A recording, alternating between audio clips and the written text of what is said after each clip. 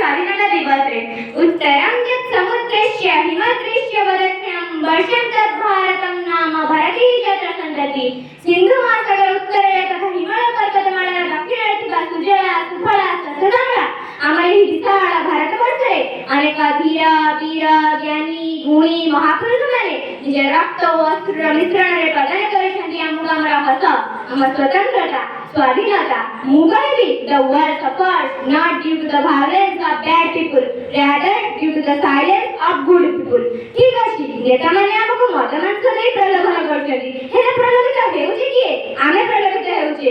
କ'ଣ ଆମ ମାନବ ଜୀବନର ମୂଲ୍ୟ ସେଇ କେତେ ହଜାର ଟଙ୍କା, ସେଇ କେତେ ଲକ୍ଷ ଟଙ୍କା, ଯେ କେତେ ହଜାର ଏବଂ ଲକ୍ଷ ଟଙ୍କାରେ ବିକ୍ରି ହୋଇଯିବ ତାଙ୍କ ନିକଟରେ? ନା, ବିଲକୁଲ ନୁହେଁ। ତେବେ ଚାଲନ୍ତୁ ନିଜର ବୁଦ୍ଧି ଓ ବିବେକକୁ ପଚାରି ଭୋଟ ଦେବା। ଦ୍ୱିତୀୟତଃ ମୁଁ ଆସିଲି ନାରୀଙ୍କ ସୁରକ୍ଷା ବିଷୟରେ। ଯତ୍ର ନର୍ଯ୍ୟସ୍ତୁ ପୂଜ୍ୟନ୍ତି ରମନ୍ତି ତତ୍ର ଦେବତାଃ ଯତ୍ର ନର୍ଯ୍ୟସ୍ତୁ ନ ପୂଜ୍ୟନ୍ତି ତତ୍ର ତସ୍ୟ ଫଲକ୍ରିୟା। ଏହା ଥିଲା ଆମ ଭାରତର ମନ୍ତ୍ର। ତେବେ କ'ଣ ଆମେ ସେ ମନ୍ତ୍ରକୁ ବଜାଇ ରଖିପାରିଛନ୍ତି?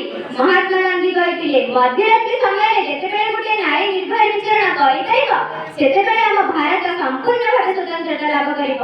ତେବେ କ'ଣ ସତରେ ନାରୀ ଏଠାରେ 24 ଘଣ୍ଟା ନିର୍ଭୟ ବିଚରଣ କରିପାରୁଛି? ତେବେ କାହିଁକି ନିର୍ଭୟ ହତ୍ୟାକାଣ୍ଡ ଘଟିଛି? ତେବେ କାହିଁକି ଆଦିବାସୀ ହତ୍ୟାକାଣ୍ଡ ଘଟିଛି? ତେବେ କାହିଁକି ପରିର ହତ୍ୟାକାଣ୍ଡ ଘଟିଛି? କେଉଁଠି ସଫଳ ହେଲା ଆମ ସ୍ୱାଧୀନତା? ତୃତୀୟତଃ ମୁଁ ଆସିବି ମାତୃଭାଷା ବିଷୟରେ। ଉଚ୍ଚ ହେବା ପାଇଁ କର ଯେବେ ଆଶା ଉଚ୍ଚ କର ଆଗ ନିଜ ମାତୃଭାଷା। କହିବାକୁ ଲାଜ ଲାଗୁଛି ଯେ ଆମେ ଓଡ଼ିଆ ହୋଇ ମଧ୍ୟ ଓଡ଼ିଶାର ବ୍ୟକ୍ତି ହୋଇ ମଧ୍ୟ ଆମ ମାତୃଭାଷାର ଉନ୍ନତିକୁ ରଖି ପାରୁନାହାନ୍ତି। ଇଂରାଜୀ ଭାଷାକୁ ମୁଁ ବାଦ ଦେବାକୁ ଚାହୁଁନି, ହେଲେ ଇଂରାଜୀ ଭାଷା ଆମ ପାଇଁ ଏକ ଦୃଷ୍ଟାନ୍ତ ସାଜିଛି। ପଞ୍ଚମରେ ମୁଁ ଆସିବି ସ୍ଥାନ ସଂରକ୍ଷଣ ବିଷୟରେ।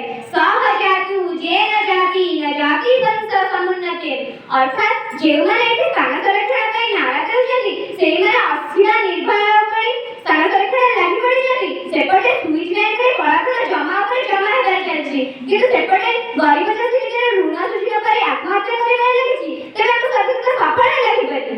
ଆମେ ଯୁବକ, ଏବେ ମଧ୍ୟ ଆମ ହାତରୁ କିଛି ଖସିଯାଇ ନାହିଁ। ଏବେ ମଧ୍ୟ ଆମ ଭାରତ ପୁନର୍ବାର ବିଶ୍ୱଗୁରୁ ବୋଲାଇବ, ପୁନର୍ବାର ବିଶ୍ୱରେ ନିଜର ଅନ୍ୟାନ୍ୟ ଭିତ୍ତିସ୍ତମ୍ଭ ସ୍ଥାପନ କରିବ।